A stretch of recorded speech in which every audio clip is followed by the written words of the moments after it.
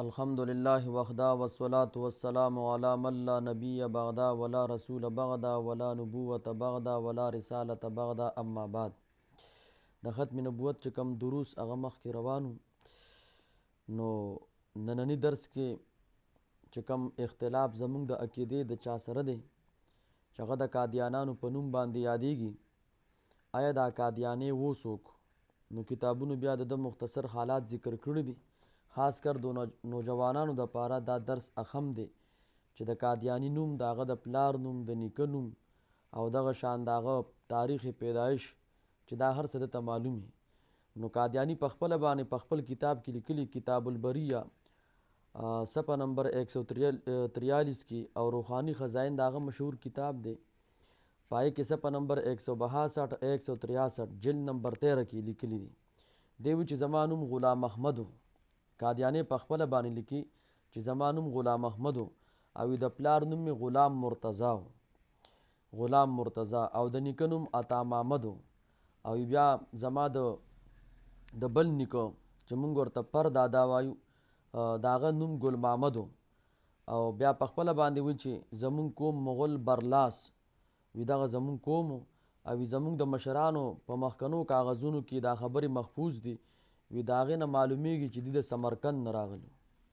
نو د مختصر هغه نسب نوم، د پلار نوم، د نیکه نوم او د پر نیکه نوم او د پیدایش چې هغه بیا قادیانی په خپله باندې لیکلي، روحانی خزائن صفحه نمبر 177 کې جلد نمبر 13 کې.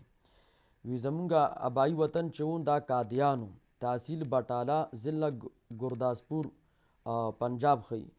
او د تاریخ پیدایش باره کې په خپله باندې لیکلي چې 1839 او 1840 د سیکانو چې کوم آخري وختو هغه ټایم کې د بیا پیدایش شوی دی. د تعلیم په حق باندې بیا لیکلي دي، خو هغه به مختصر صرف دا بیان کو دا چې کوم زموږ علوم مروجه دي دا سبقونه د ویلي دي. لومبی استاد زما د پارسی چې وو هغه فضل الهی وو، او دغه ټایم کې بیا زما عمر هغه 13 کالو ته ورسېدلو، او د عربی استاد چې ماته لومبی تربیت راکول فضل احمد نوم یې داغو، او بیا نور چې کوم ابتدایي تعلیم هغه ټایم کې وی دا دغه استادانو سره مې ووي، او څه کتابونه بیا د نحوې 18 سال عمر کې هم دغه علماو نه هغه ویلي دي، او د بعضو نوم پکې ګل علی شام ښودلی دی. او بیا دی په قادیان کې د یو نوکر سره د یو نوکر په دغه باندې ولګېدو، خو بعضې وی چې دی تحصیلدارو او د تحصیلدار په عهده باندې دی پاتې شو. به هر حال د نحوې او د منطق کتابونه د هغه ټایم چې کم علماو هغې سره ویلو. دا ټولې خبرې په کتاب البریه کې هم شته او روحانی خزائن کې هم شته، 181 صفحه جلد نمبر 13 کې. نو د مختصر حالات صرف نوم، نسب او دغه شان ابتدایي تعلیم چې کوم علماو سره هغه د حاصل کړو، نو دنیوي تعلیم هم کړی دی، تر غالبا BA پورې هغه د تعلیم کړی دی، یا څه کم و زیاتو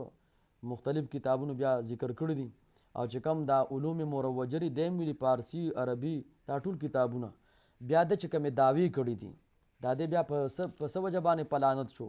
نو بیا قادیان کې چې انګریز دی تیار کو بده باندې کومې دعوې کړي دي، نو هغه دعوې به انشاءالله بیا بل درس کې ذکر کیږي.